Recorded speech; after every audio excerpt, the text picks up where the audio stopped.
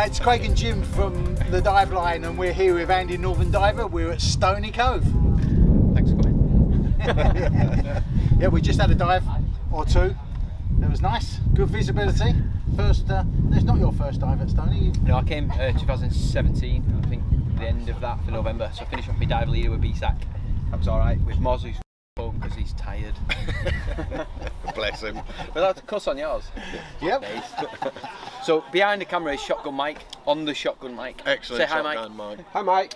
Hey, Mike. Probably won't pick him up now. No. No. So, what do you think of Stoney? It's alright. All I saw is all we saw last time, to be fair. So the pike never showed the face, did they, for the camera? No. The viz was better, it was definitely warmer, although at depth it was freaking freezing. Yeah, it was like 8 being in the degrees. fridge, 8 wasn't it? degrees, yeah. But after that, as soon as you come up on sort of sub 10, or plus 10, is it sub 10? Sub 10, innit? It's a shame our last dive we did a few weeks ago here, the day they opened after lockdown, we came up to from the helicopter, the Wessex came up the shelf, onto the shelf at the Nautilus, came down the side of the Nautilus, sitting on the top of the Nautilus was a pike, and he never moved. You know, I got some video, went right up to him, got a bit of video. The perch out shy, the big ones, had he? They'll come right up to your camera. No, some big perch. So how was your guide on your first Fingering dive? fish. My guide was alright, to be fair. Your guide was terrible. But no, it was Didn't want to say anything. No, it was a good dive, but it's quite dark in it at depth. Yeah. So obviously I'd say have at least a couple of torches here for if one does go out or if you lose one or whatever. Yeah, you need a bright torch, definitely. Certainly the setup afterwards is nice, isn't it? A little bar, get a beer. Yeah, definitely. Yeah, it's alright. Yeah. So, great shop, really good shop. I've not been in there yet. Really well equipped, and they've got a pool up there as well. A lot of people don't realise. So what's in all that building? A swimming pool, a training pool. 2 floors are the shop, which is really well stocked. Really? Great shop, great shop. On 2 levels, and then they've got classrooms, and they do paddy training, and got all the normal training facilities you'd expect, good, and with a pool, and then this for open water. So Well, certainly for me, there's more local sites, but you know, for a one-off every now and again, it's alright, isn't it? To come down, it's just 2-hour drive through Birmingham in the morning could be horrendous. So if you're not leaving it at Sparrows Far, it's going to be hard work, isn't it? But the plus side is, it don't matter what the weather's doing, you know you're going to get a dive. Yeah, absolutely. You're never going to get the tide wrong, the wind wrong, the rain, you just get in. And as a training facility, the viz being gash, I think that's perfect. It's hard to train, but then it's easier when you're in open water. If you're swept out on your own or somewhere like that, you're kind of used to that, and you can just go, well, I've done worse. So when did you start diving, Andy? So 2016. Oh, my butties are here. oh Just wow, hang on got there. food now, look. Cheers, ta. Remind them ants, they'll be walking over Yeah, that. give it here. Get me tuna butty down, mate. Yes. Yeah. We'll just move it away. Thanks. Yeah, so 2016, I got introduced to diving for a good mate of mine, who me and Mike have both been out diving with. He lives in Forteventura. And pretty much the whole of the BSAC syllabus, which normally takes people a year per syllabus, per training sort of group, I boxed it off in just under a year, as well as doing my open water instructor's course in a week through the MOD. The downside to that is it's a lot of learning and not really a lot of consolidation. Yeah. But the plus side, you don't get the experience. Correct. Zero to hero. However, what I did get and was lucky to get was a lot of experience through being in the army. So we went on multiple expeditions. So you've throughout dived that abroad year. with the army? You've done So I did my ocean diver, which is like your open water diver with rescue, in Eccleston Delft, so it's similar viz to this. And then went straight out to Forteventura, so we're out in big blue open water, down to 35 metres, did my sport diver in the following week, so almost 2 weeks there, so probably only 20, maybe 25, 30 dives or so.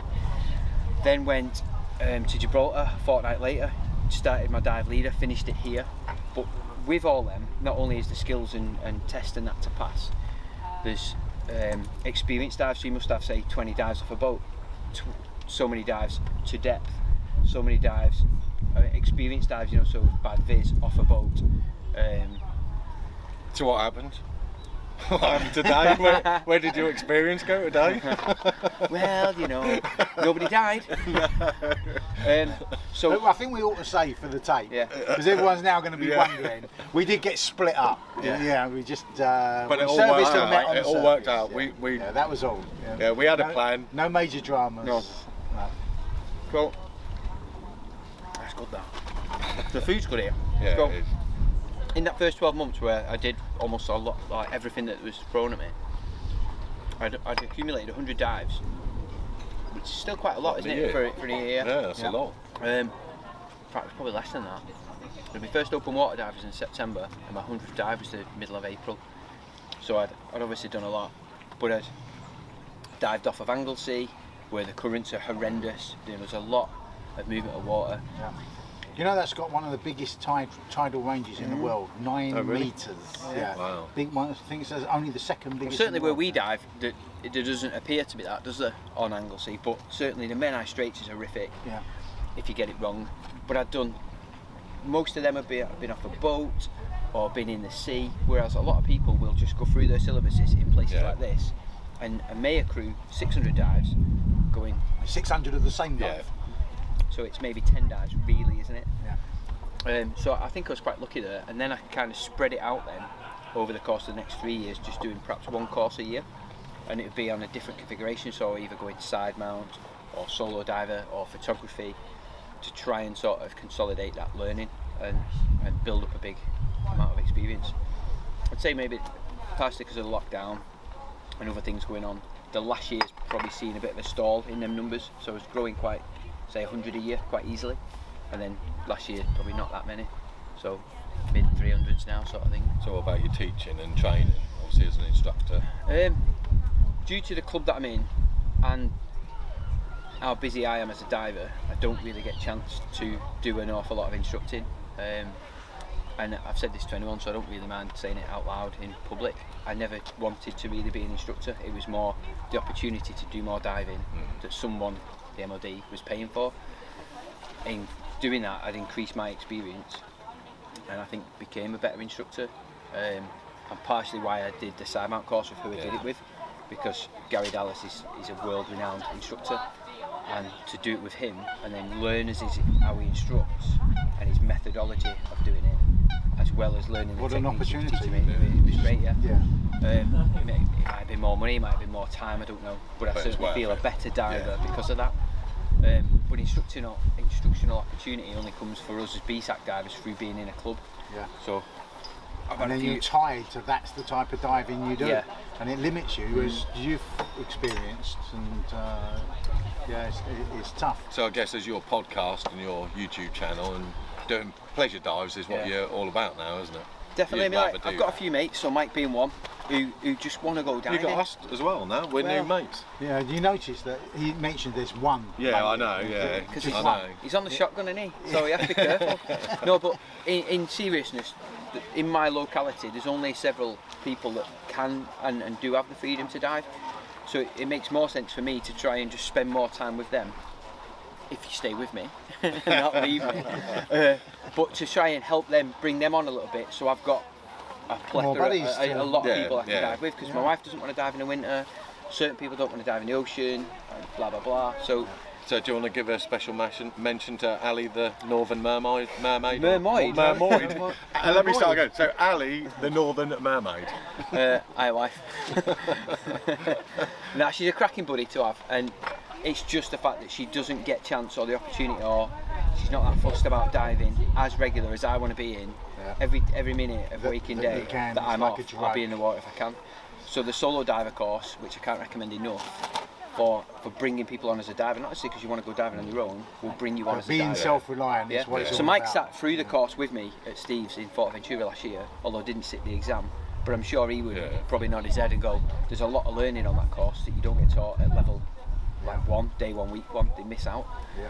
So that self-reliance and the redundancy that they build in, even just so much of having a spare mask or a spare computer, if it goes wrong, everyone's diving on it. Well, a lot of us are diving just on an SPG now, whereas you've got a console and you're a depth gauge. I've got 2 computers, Yeah, one 2 on my computers. camera you might have noticed, Yeah, I and did. this one on my camera, and then my Paradix on my wrist, spare mask in the pocket. If you're just someone who dives on just your basic computer and that goes man down, and you've only got an SPG, you've no depth and no time to consider there, have you? Yeah.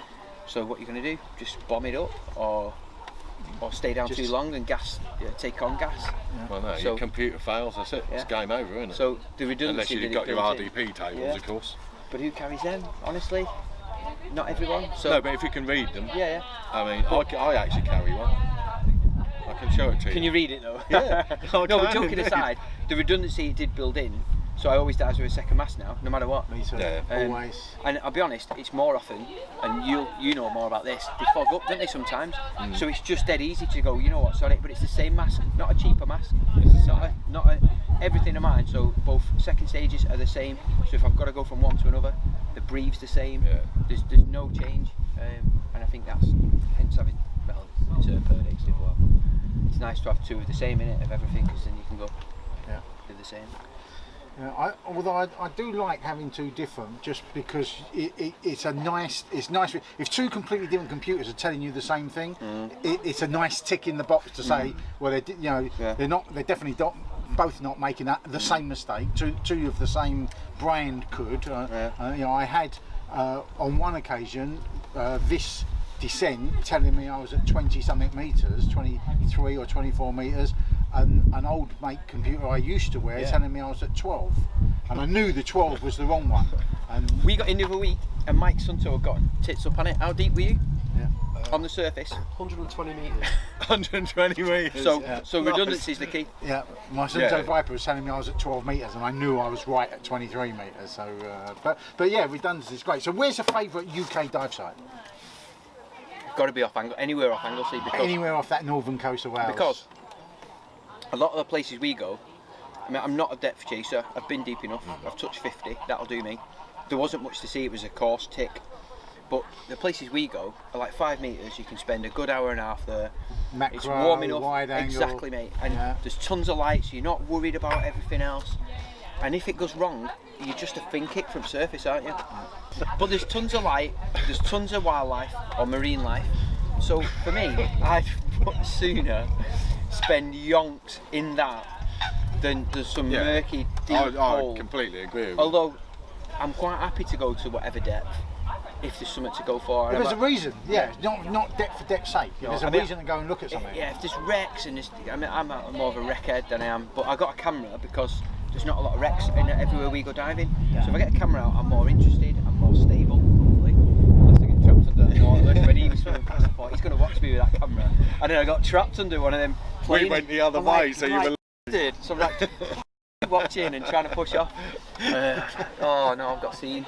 But that's kind of why I got into photography, because Ali used to always say that when I was swimming along, I'd be forever twitching to try and find out where everyone is, because I'd be bombing off too fast. So by buying that, slows you down. I've slowed down. I've got more conscious of what's in my environment. I'm seeing things in the sea now that I've never seen before. Spotted before, because you noticed. Yeah, like last week we got but it wasn't. It was a flatworm. I thought it was going to be a nudibranch. Oh, you striped flatworm. Yeah, it was a candy stripe flatworm. Yeah. I've probably seen millions of them and just gone, just on a white spot. Next. But now I'm trying to focus on it, actually trying to see what it's doing, see what it's eating. So you do think it helps then having the camera? See, I 100%. Wouldn't think it helps. I just think it's a bit mature. Even having a GoPro. It does if you're no, but like getting your stuff ready and getting your stuff ready, watching you get it all done. It's a faff. Mike's nodding his head. It is a real faff. Yeah. Getting all of that ready, as well as getting all your gear ready. We've done a surface swim and it's all dragging. The satisfaction of getting that shot. And there are. I mean, I've been taking photos my whole life since I was, from when I was, I don't know, 12 or 13. I got my first camera, and every now and again, and it isn't even once a year.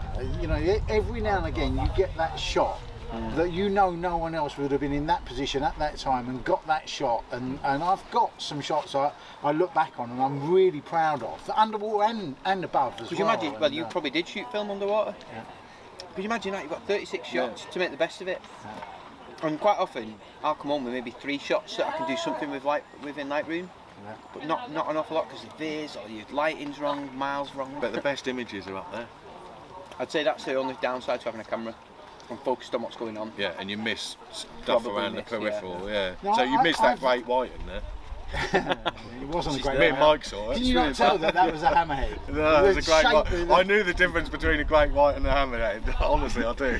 But I've learned, particularly, there's one particular dive that I do, I've done many times in Jupiter in Florida, where you're surrounded by 30, 40 plus sharks, and you cannot be focused on one because you have to make eye contact. So you're focused on one, and you. Is it almost like Jurassic Park, isn't it? One's coming at you, and it's actually this one that's getting you. But it has taught me as I'm taking photos to be aware of what's going on around you. And even if I'm focused on a nudie brain, I'm still glancing. Is there a big turtle over there? And lucky with the Nauticam housing, you can switch out underwater between the wide angle. In seconds, you can have your macro lens on, keeping an eye out. Oh shit, there's a shark over there. Quickly flip back to your wide angle. And well, that's where I'm kind of scuppered, and I've got to swap lenses. You've got to make a decision on what you're gonna choose your port, and we shoot the same camera, Olympus OMD ones, and but different housings. I'm Nautica, your Olympus housing. But did you hear Olympus are now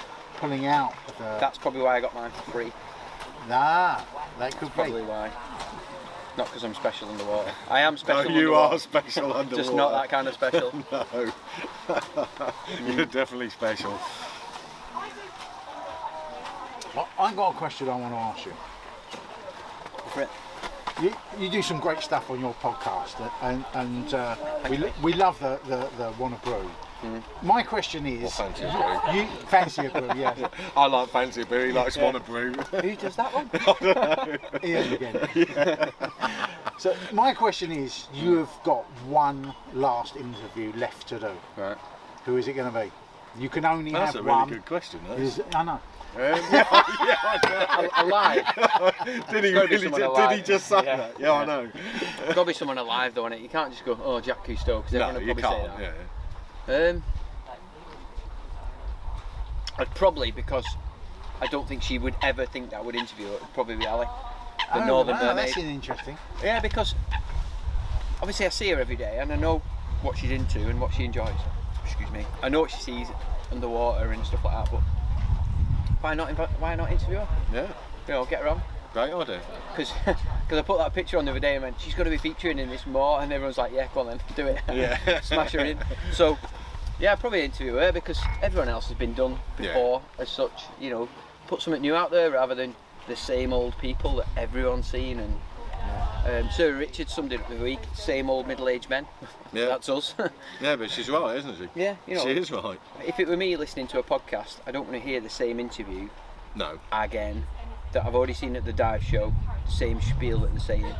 Interview someone new, bring someone new on. There's all these girls at scuba advocates. Are they call them advocates now? Yeah, ambassadors. Ambassadors, yeah. And they're all young girls that are cracking. So you've got Grace that I interviewed a few weeks ago. And Sophie. I don't know, who's that other one? I saw Inca, she's out next week. I've interviewed her. They're all doing great things underwater, but they need a stepping stone like we all do. I think that's twofold, isn't it? You need the youngsters coming through, but you need more female divers as well. So they're both rolled into one, aren't they? The question I'd ask about that, same with all the politics that's going on around this Black Lives Matter and that at the minute, is if they say there's not enough people of colour diving or not enough women diving, is that just because people don't want to dive? I don't know. Is it just because of where we are right now? I'm not trying to say that that's right or wrong. It's a question I think that needs to be asked. Girls might not want to dive. There's plenty of girls swimming here today. Yeah. I've not seen many divers. But it's not because I'm harassing them out of the sport. I'm more than welcome. I dive with my wife all the time. So it's open. Well, so do you not think there's enough done for female divers then? Well, certainly if you look through a lot of the catalogues and the press that's out there at the minute, not so much girls at scuba or scuba diving girls, because there's quite a few of them out there now, but there's plenty of pictures, certainly Northern Diver. All their models seem to be the women that are in there. Yeah. So it's not like there's not kit and equipment available for them, because they have got BCDs now that are kind of shaped to go around the boobs and that. So I know, I've got one. You need it though, that's why. But I think and it does fit quite comfy, doesn't it? It's really comfortable. It's like wearing the sports bra that I wear. It's really nice. I think there's certainly enough being done. It's just, is there enough people that actually want that? I don't know. It's a tough question, isn't it? Well, a tough one to answer. Maybe more should be done then. maybe there's more companies out there that should do what Northern Diver are doing and have more female models. Who knows? Or is the models the problem? Because I mean, like the motorcycle industry, the diving industry is a very niche industry. It's very male-dominated industry, the same as the motorcycle industry was. The motorcycle industry 10 years ago, and I know because I worked for one of the big 4 Japanese manufacturers back then, 15 years ago, they made a concerted effort to make biking not have a biker image, to go family orientated, to have smaller bikes for the girls to go out riding on, and really made a concerted image and try and got away from the paddock girls standing there with the boards, because that was the image of girls in motorcycling. That's what you would think of. You don't see that on the Formula 1 now either, do you? No. Chicks like that. No, they've gone right away from it. Yeah, they've gone away from that, and so maybe one of the problems is the models in the it's got this image that the model should be plus size. They should be. I don't know what the answer is. I'm not clever enough to know. It's not my thing. But I know that wherever we go diving, we stand and chat with guys our age. Yeah. Well, you're a bit younger. So am I. I'm younger. You know what I mean? He's younger than me. A lot of divers are the 40 plus, and some of that's to do with you've got all of a sudden you've got a little bit of disposable income and you can afford to go diving, and if you want to own your own kit, it can be expensive. But diving doesn't have to be. No, you can't go motorcycling and go and rent levers for the weekend, and but you can go diving and rent a dry suit and the gear you need. It can still be expensive even renting stuff, can't it? So maybe that is. Even if you were to join a club, like my first BSAC club, it was nearly £300 to join. That included your You've got to join BSAC and you've got to join. But with the BSAC, you get the third-party liability insurance, which is always helpful, I guess. Then you get the training pack, so that's why it's about 300 quid. There's 100 quid worth of training pack there. And the club will lend you kit, and it's literally £1 an item. So work out what have you got, a dozen items on. So it's 12 quid a dive. Yeah. But it's not horrendous. But then if you add up 2 air fills, well, there's a tenner. So you're on 25 quid almost, and then you've got to get entry, so there's another 15 quid, so we're up to 40. Then you've got to have lunch. God knows, it's 50 quid a day, isn't it? Yeah, and your fuel to get there. I mean, it's taking you 2 hours, 2.5 hours. Yeah, thanks, Mike. Yeah, but that's what I mean. So maybe it is too expensive. Maybe that's why it is middle-aged men with that disposable income. That I mean, like, I don't suppose because we're not in that sort of niche, but if you look at people who fly light aircraft, who are they? Probably the same sort of. Do you know what I mean? But they're people with a bit of disposable who have yachts, who have powerboats. But I don't have all them. Who has the Spur sports car for the Sunday afternoon? It's like my father-in-law. He's got this little MG thing, hasn't he? Yeah. He loves it. But it's down to that disposable income. And if someone in the 20s, like I wanted to get into diving then, I couldn't have afforded it. I was going to say, so you came to it late though, didn't you? Only because I couldn't. I had an opportunity that I couldn't pass up in my 30s, but in my 20s I couldn't sustain the lifestyle. I couldn't have afforded the kind of kit and equipment I want to have. Yeah, so I didn't do it until I was 40. I had no time, so I was in the army, wasn't I? So there was no way I could have done it. So it's an hard one to There we go, we solved the problem. That's what it is. Yeah, don't dive. Just don't dive. Yeah. But I certainly think, going back to catalogues, whether it be Northern Diver or Fourth Element, there's definitely a mix of both sizes, sexes. It's not one-sided, so it's not just... The industry's changed, it's got a lot better at that. Yeah. But, I don't know what's next, is it? To try and improve it, but unless the kit and equipment comes down, which it's not going to in price by a lot, it's not going to be an all-inclusive sport, is it? No, I guess not. So what's next on your podcast? What have you got coming up? Anything you can tell anyone about? Yeah, so this weekend coming out is Gareth Locke, who did... really interesting guy. Yeah, he did... the human diver. Well, what's it called? So he did Under Pressure, deeper diving with human factors. Yeah. He was actually dead fun. He'd seen the night before I'd been given a bottle of gin for my birthday, so he was on the gin while I was on the brew, and I was like... If I'd have known, I'd have called it Fancy a Beer Podcast, because that affects a beer along. And it was red hot. And the problem with doing podcasts, as I'm sure you know, you try and rack a load up, so you've got loads of time to do the edit. So this was filmed like 4 weeks ago when it was red hot. So we were both sat there like that, dripping wet. dripping like Mozza before in his dry suit. And we both just couldn't be arsed being there because it was so hot outside and beautiful. So we were like, get this smashed off, bang, bang, bang, get outside. So he was great. Coming up, I've got an interview with Ramva from Fourth Element. That's coming up in next week. And then 2 lads who I met on firstly one of them on the open water instructor's course through the MOD, and I've been diving with him and his best mate on this term they call rogue divers. So they make a trip up, a load of people they know that are cool kids, and they go out to Red Sea every other year. So I met them last week, so that should be a good crack, because one's into surfing and paddleboarding, one's just picked up a CCR, he lives out in Cyprus, he's a air traffic controller for the RAF. I think he is, and if he's not, I just made him look dead good, haven't I? So they're next week. I've got a few other interviews lined up that are just waiting to be sort of finalised, so don't want to drop names. No. Not because I'm trying to hide them, just if they don't come up, I look a knob. Not more of a knob. So yeah, I've got quite a few in the can. Bigger knob. I just want to concentrate really on the filming of dive sites and stuff like that, which is pretty hard when they're quite public sites like this, and you want to throw a drone up. So like today we had a bit of an issue with drones, didn't we? I understand that issue. It's just a public safety issue. Yeah. It's not, nobody's being an arse about it. It's just, if I'm crap at flying, I'm going to hit someone, hit a kid, a car or whatever.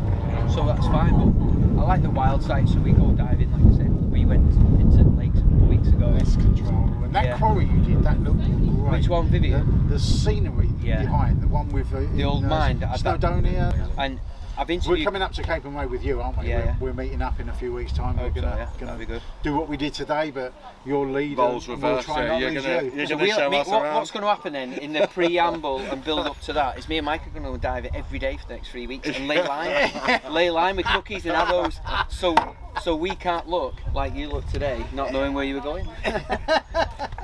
Come with us, I'll show you around. In the water, I'm like this, I can smell it. I can smell it, don't need a compass. It's just a sweat off Moz's head you could smell. Well, yeah, so you're going to be a guide, so you've got to show us all the sights of Cape and Way. We're going to have to quiz this out. Is it wrapped up? Right. Just need to dive the plan. So that's about to wrap up, so we'll have to wrap it up. Oh, lovely to see you. Yeah. Great for well, thanks for the mug. And meet up and, it's been nice to have a brew. Cheers, fellas. Thanks for coming.